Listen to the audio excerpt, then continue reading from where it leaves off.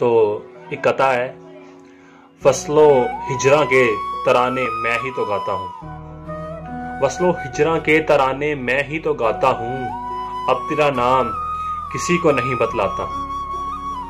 हुस्न पर तेरे लिखता रहा हूँ नज़्में, हुस्न पर तेरे लिखता रहा हूँ नज़्में, अब क्यों मैं शेर भी कहते हुए मर जाता हूँ।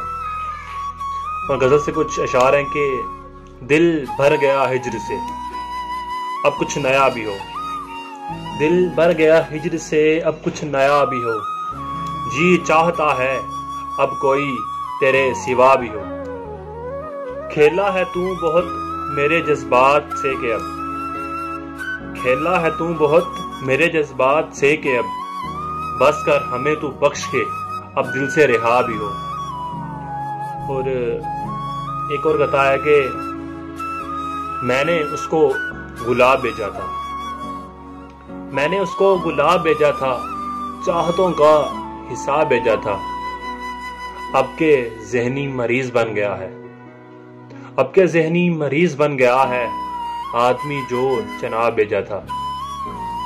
और गजल से कुछ अशार हैं कि जिसदे खाकी को जला देंगे लोग, जसदे खाकी को जला देंगे लोग, यूं मोहब्बत की सजा देंगे लोग। अब नया किस्सा लिखूंगा मैं और, अब नया किस्सा लिखूंगा मैं और, कैसो लैला को भुला देंगे लोग। जज़ाकल्लाह।